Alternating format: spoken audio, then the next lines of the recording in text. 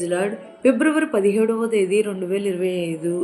ఈరోజు దేవుని వాగ్దానం, ఆయనే మనలను స్వస్థపరచును, ఆయనే మనలను బాగు చేయును. హోషేయ గ్రంథం 6వ అధ్యాయం 1వ వచనం. నిన్ను స్వస్థపరచు యెహోవాను నేనే అని సెలవిచ్చిన యేసునికి వందనములు.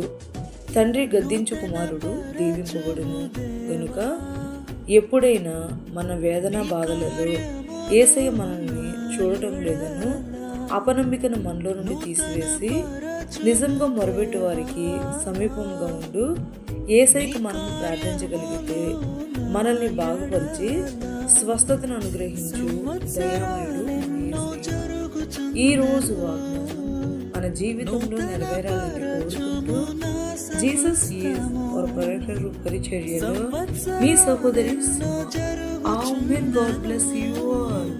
నూతన పరచుము నా సమస్తము, పాతవి గతించిపోవును సమస్తం